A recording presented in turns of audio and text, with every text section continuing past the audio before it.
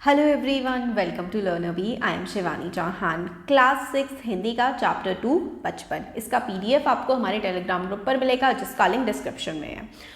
बिल्कुल सारे के सारे वर्ड्स का मीनिंग समझते हुए चलेंगे, एक एक लाइन पढ़ेंगे और इसके जो क्वेश्चन आंसर्स हैं उसका लिंक भी आप लोगों को डिस्क्रिप्शन बॉक्स में मिल जाएगा। मैं तुम्हें अपने बचपन की ओर ले जाऊंगी।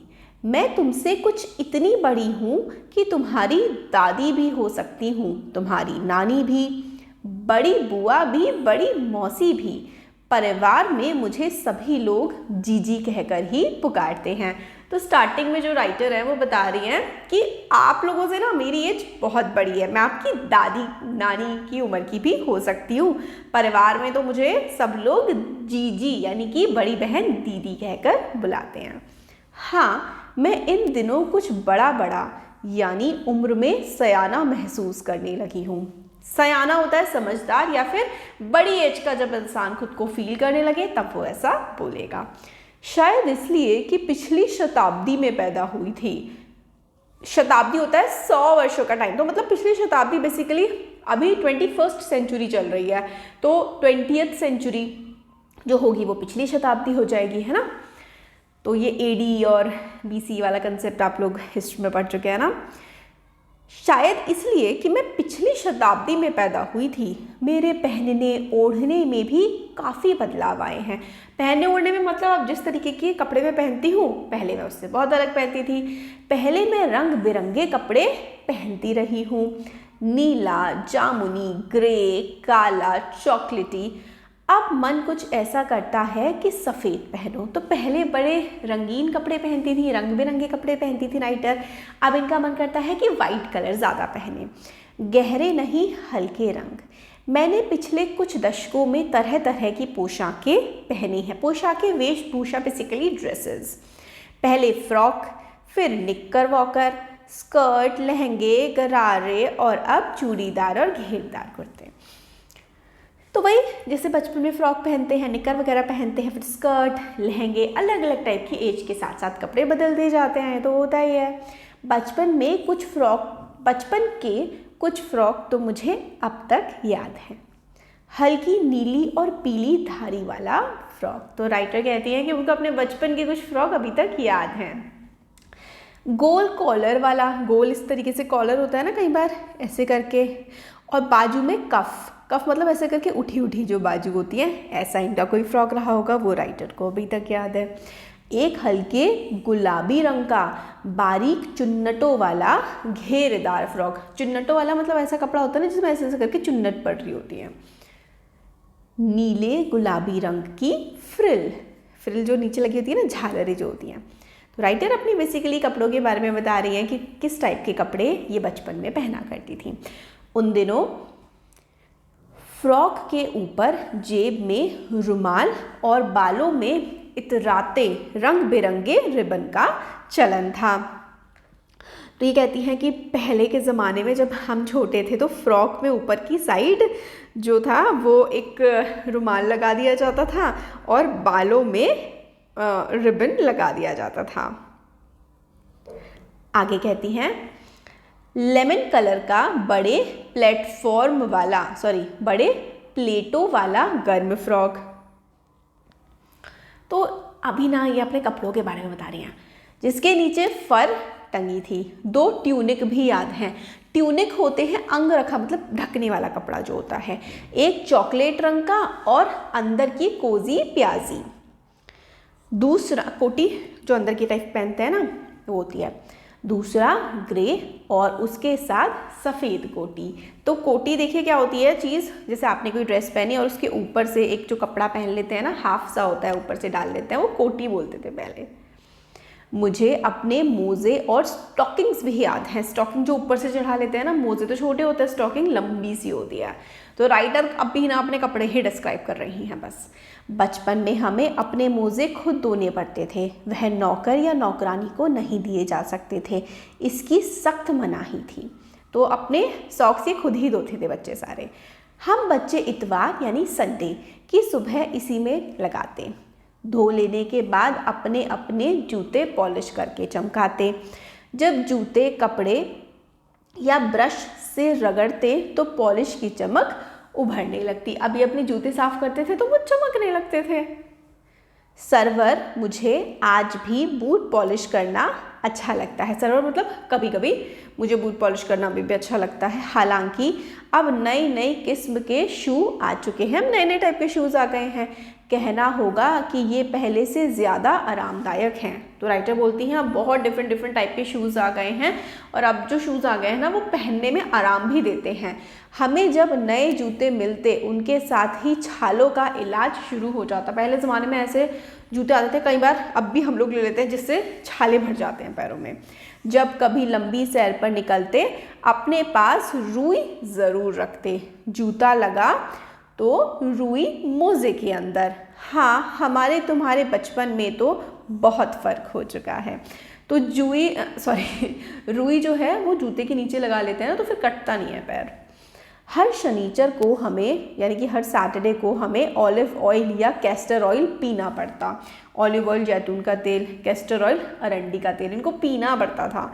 यह एक मुश्किल काम था। शनिचर को सुबह से ही नाक में इसकी गंध आने लगती। राइटर बोलती है सुबह से ही। सैटरडे को ऐसा लगता था इस ऑयल की बदबू नाक में घुस गई है। छोटे शीशे के गिलास जिन पर ठीक खुराक के लिए निशान पड़े रहते, उन्हें देखते ही मितली होने लगती।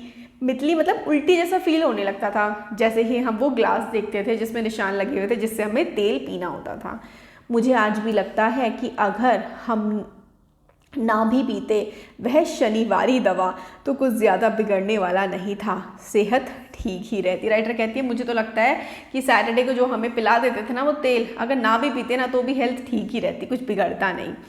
तुम्हें बताऊंगी कि हमारे समय और तुम्हारे समय में कितनी दूरी हो चुकी है। आगे राइटर कहती हैं कि तुम्हारा जो आज का समय है और जो हमारा समय था उसमें बहुत डिफरेंस आ चुका है। यहाँ तक कि बचपन की दिलचस्पियाँ भी बदल चुकी हैं। बचपन के जो एंटरटेनमेंट की चीज़ें हैं वो भी बदल चुकी हैं। दिलचस्पियाँ यानी कि रुचि। याद रहे उन दिनों कुछ घरों में ग्रामोफोन थे। ग्रामोफोन में ना पहले लोग गाने सुना करते थे, रेडियो और टीवी नहीं थे। हमारे बचपन की कुल्फ़ी आइसक्रीम हो गई है। कचौड़ी समोसा पैटीज़ में बदल गया है। शहतूत और फालसे और खसखस के शरबत कोक पेप्सी में। मैं आपको दिखा देती हूँ कि ये कैसे दिखते हैं। मैंने आप लोगों के लिए पिक्चर निकाली थी। ये देखिए, ये है शहतूत, फालसा और ये खसखस। तो इनके शरबत बनते थे पहले। तो राइटर कहती हैं कि अब ये तो कोक में बदल चुके हैं।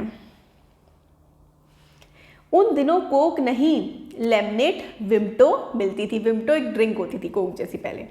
शिमला और नई दिल्ली के बड़े हुए बच्चों को वेंगर्स और डेविको रेस्टोरेंट की चॉकलेट और पेस्ट्री मज़ा देने वाली होती। तो ये बताते हैं कि रेस्टोरेंट की चॉकलेट पेस्ट्री हम लोग खाते थे। दिल्ली और शिमला के एरिया में ये होता था, मज़ा आता था खाने में। हम भाई बहनों की ड्यूटी लगती शिमला मॉल से ब्राउन ब्रेड लाने की। देखिए, शिमला मॉल एक्चुअली क्या होता है ना, जितने भी पहाड़ी इलाके हैं ना, ये अंग्रेज़ बसे थे वहाँ पर जा कर के। तो जो एरिया जहाँ पर मॉल वगैरह होते थे या फिर बेसिकली जहाँ पर बड़ी बड़ी दुकानें होती थी उनको ये मॉल रोड कह देते थे। तो इसलिए पहाड़ों में मॉल रोड होती हैं। हमारा घर माल से ज़्यादा दूर नहीं था। एक छोटी सी चढ़ाई और गिरजा मैदान पहुंच जाते। वहां से एक उतराई उतरते और माल पर कन्फेक्शनरी काउंटर, जो बेकरी की दुकान होती है जहाँ पर बिस्किट वगैरह मिलते हैं, पर तरह तरह की पेस्ट्री और चॉकलेट की खुशबू मन भावनी। मतलब कन्फेक्शनरी में जाता है तो बेकरी की खुशबू तो अच्छी लगती है ना। हमें हफ्ते में एक बार चॉकलेट खरीदने की छूट थी। सबसे ज़्यादा मेरे पास ही चॉकलेट टॉफ़ी का स्टॉक रहता था। मैं चॉकलेट लेकर खड़े खड़े कभी ना खाती, घर लौटकर साइड बोर्ड पर रख देती और रात के खाने के बाद बिस्तर में लेटकर मज़ा ले लेके खाती। तो राइटर कहती हैं कि चॉकलेट खरीदते ही कभी तुरंत नहीं खाती थी ये आराम से लेटती थी बेड पर, मज़े लेती थी और खाना खाने के बाद ही चॉकलेट ये खाती थी। शिमला के काफल फ्रूट होता है भी बहुत याद आते हैं, खट्टे मीठे, कुछ एकदम लाल, कुछ गुलाबी रस भरी। कसमल सोचकर ही मुंह में पानी भर आए। चेस्टनट एक और गजब की चीज़, आग पर भुने जाते और फिर छिलके उतार कर मुंह में। ये सारे के सारे ना फ्रूट्स हैं। मैं अभी आपको देखिए फोटो दिखा दूंगी। ये देखिए यहाँ पर है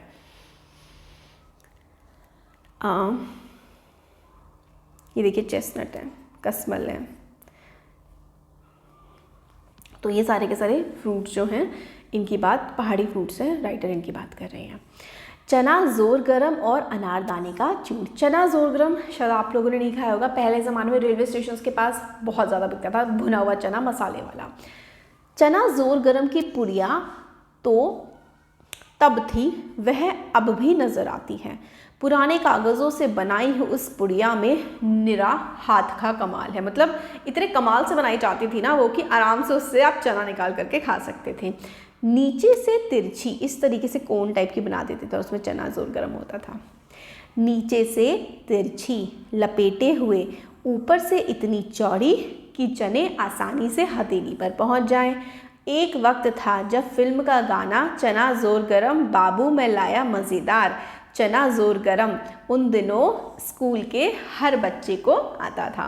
तो बेसिकली बहुत पुराने ज़माने की बात हो रही है, तो उस समय सबको ये गाना आता था, मूवी में आया था, फेमस था। कुछ बच्चे पुड़िया पर तेज़ मसाला बुरकवाते, बुरकवाना मतलब छिड़कवाना, कुछ बच्चे बहुत तेज़ मसाला छिड़कवाते थे। पूरा गिरजा मैदान, ये ना एरिया है शिमला का, पूरा गिरजा मैदान घूमने तक यह पुड़िया चलती। एक एक चना पापड़ी मुंह में डालते और कदम उठाने में एक खास ही लय रफ्तार थी। तो एक चना मुंह में, एक पैर आगे, एक चना मुंह में, एक पैर आगे, तो एक लय थी, रफ्तार थी, मज़े लेके खाते थे। छुटपन में यानी कि बचपन में हमने शिमला रिज पर बहुत मज़े किए। शिमला की एक सड़क का नाम है शिमला रिज। घोड़े की सवारी की है। शिमला के हर बच्चे को कभी ना कभी यह मौका मिल ही जाता है। बेसिकली जो रिज है ना वो पहाड़ का सबसे ऊपर का सीधा लंबा भाग होता है। शिमला रिज वहाँ की सड़क का भी नाम है।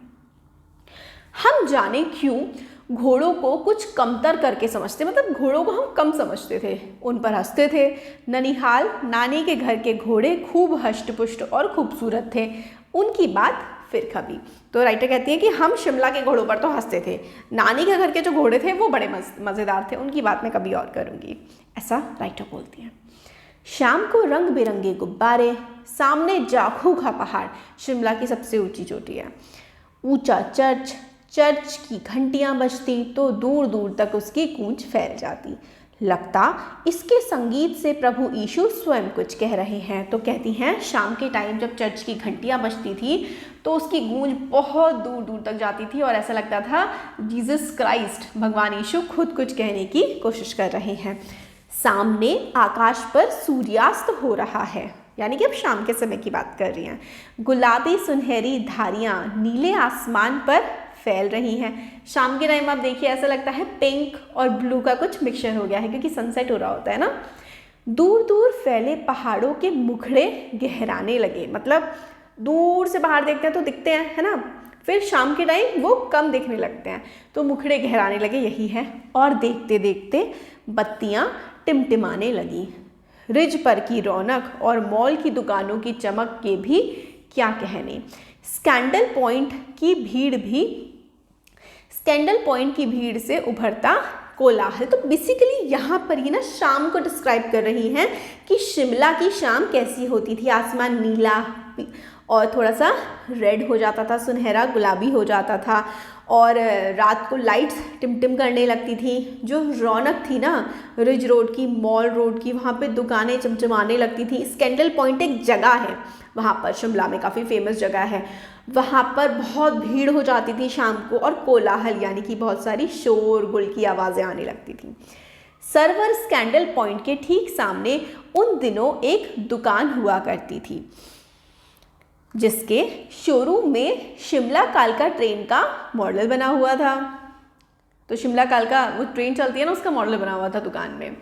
इसकी पटरियां, उस पर खड़ी छोटे छोटे डब्बों वाली ट्रेन, एक और लाल टीन की छत वाला स्टेशन और सामने सिग्नल देता खंभा, थोड़ी थोड़ी दूर पर बनी सुरंगें। तो ये ना मॉडल डिस्क्राइब कर रही हैं जो जैसे कि ट्रेन है, ट्रेन पटरी पर है, आगे आगे थोड़े थोड़े से स्पेसेस हैं, वो पूरा जो स्कैंडल पॉइंट के पास एक दुकान थी, वहाँ पर पूरा मॉडल रखा हुआ था शिमला कालका ट्रेन का। बहुत अच्छी राइड होती है इसकी। पिछली सदी में तेज़ रफ्तार वाली गाड़ी वही थी। कभी कभी हवाई जहाज़ भी देखने को मिल जाते थे राइटर को शिमला में।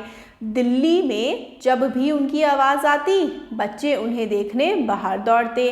दिखता एक भारी भरकम पक्षी उड़ा जा रहा है पंख फैलाकर, यह देखो और वह गायब। उसकी स्पीड ही इतनी तेज़ लगती। बेसिकली एरोप्लेन की बात कर रही है कि दिल्ली में थी, तो फिर एरोप्लेन दिखता था, सारे बच्चे देखने के लिए चले जाते थे फटाफट। ऐसा लगता था इतना बड़ा सा कोई बर्ड आसमान में उड़ रहा है, उसको जैसे देखो फिर वो गायब हो जाता था। हाँ, गाड़ी के मॉडल वाली दुकान के साथ एक और ऐसी दुकान थी जो मुझे कभी नहीं भूलती। तो मॉडल है ना, ट्रेन का मॉडल जहाँ पर रखा हुआ था, एक तो वो दुकान थी, और एक और दुकान के बारे में राइटर बोल रही है कि वो भी मैं कभी नहीं भूलती।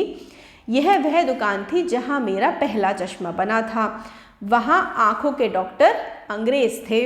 अब राइटर बताती हैं कि एक दुकान और है जो मुझे हमेशा याद रहती है, जहाँ पर मेरा पहला चश्मा बना था। शुरू में चश्मा लगाना अटपटा लगता था, अजीब लगता था। छोटे बड़े मेरे चेहरे की ओर देखते और कहते, आँखों में कुछ तकलीफ़ है, इस उम्र में ऐनक, दूध पिया करो। मैं डॉक्टर साहब का कहा दोहरा देती, कुछ देर पहनोगी तो ऐनक उतर जाएगी। तो यहाँ पर ये बोलते हैं कि राइटर बोलती है कि इनको काफ़ी कम उम्र में चश्मा चढ़ गया था, तो लोग इन्हें देख के बोलते, इतनी कम उम्र में चश्मा चढ़ गया, दूध पिया करो बेटा। फिर राइटर उनको बोलती है कि डॉक्टर ने कहा है कि अगर मैं डेली पहनूंगी ना चश्मा तो उतर जाएगा जल्दी। वैसे डॉक्टर साहब ने पूरा आश्वासन दिया था, लेकिन चश्मा तो अब तक नहीं उतरा। डॉक्टर साहब ने कहा तो था कि चश्मा उतर जाएगा, बट राइटर कहती है इतना बुढ़ापा आ गया, चश्मा तो उतरा नहीं आज तक। नंबर बस कम ही होता रहा। मैं अपने आप इसकी जिम्मेवार हूँ। जब आप दिन की रोशनी को छोड़कर रात में टेबल लैंप के सामने काम करेंगी तो इसके अलावा और क्या होगा। तो राइटर कहती है भाई इसकी वजह से, मतलब अब ये काम ही रात के टाइम करती हैं, दिन की रोशनी में नहीं करती, रात को करती है, तो आंखों पे तो इफेक्ट पड़ेगा। राइटर खुद बोलती हैं। हाँ, जब पहली बार मैंने चश्मा लगाया तो मेरे चचेरे भाई ने मुझे छेड़ा, देखो देखो कैसी लग रही है। आंख पर चश्मा लगाया ताकि सूझे दूर की, यह नहीं लड़की को मालूम सूरत बनी लंगूर की। तो उनके चचेरे भाई ने ऐसे मजाक उड़ाया इनका। मैं खींची यानी कि चिढ़ गई कि मुझ पर यह क्यों दोहराया जा रहा है, पर शेर बुरा ना लगा। चिढ़ तो गई, बट उनको शेर बड़ा प्यारा बढ़िया लगा था। जब वह चाय पीकर चले गए तो मैं अपने कमरे में जाकर आईने के सामने खड़ी हो गई। कई बार अपने को देखा, ऐनक उतारी, फिर पहनी, फिर उतारी, देखती रही। सूरत बनी लंगूर की, नहीं नहीं नहीं, हाँ हाँ हाँ, मतलब सोचती रही कि सूरत मेरी लंगूर की बन गई है कि सच में ऐनक पहनकर। मैंने छोटे भाई का टोपा उठाकर सिर पर रखा। कुछ अजीब लगा, अच्छा भी और मजाकिया भी। तो ये देख रही थी अपना फेस कि भाई चश्मा लगा के मैं कैसी लग रही हूँ। तो साइड में इनके भाई का टोपा रखा था, वो इन्होंने सर पे लगा लिया, तो इनको अच्छा लगा, मजाकिया लगा, अजीब लगा। तब की बात थी, अब तो चेहरे के साथ घुल मिल गया है चश्मा। जब कभी उतारा हुआ होता है तो चेहरा खाली खाली लगने लगता है। राइटर बोलती है कि तब की बात अलग थी कि चेहरा जब अजीब लगता था चश्मा लगा के, बट अब तो ऐसा लगता है कि चेहरे का पार्ट बन गया है चश्मा। जब पहनती नहीं हूँ तो अजीब लगता है। याद आ गया वह टोपा, काली फ्रेम का चश्मा और लंगूर की सूरत। हाँ, इन दिनों शिमला में मैं सिर पर टोपी लगाना पसंद करती हूँ। मैंने कई रंगों की जमा कर ली है, कहाँ दुपट्टों का ओढ़ना और कहाँ सहल सुभीते वाली हिमाचली टोपियाँ। तो सहज का मतलब होता है स्वाभाविक, सहल का मतलब होता है आसान, सुभीते होता है सुविधाजनक। तो राइटर कहती हैं कि अब मैं टोपियाँ लगाती हूँ सर पे, दुपट्टा रखना तो सर पे मतलब काफ़ी अनकंफर्टेबल होता है, टोपी लगाना काफ़ी आसान होता है। राइटर है इसकी कृष्णा सोबती। तो इन्होंने अपने बचपन को डिस्क्राइब किया है। हमने पूरा का पूरा एक्सप्लेनेशन देखा। वीडियो पसंद आया तो लाइक शेयर सब्सक्राइब ज़रूर करें। Thank you.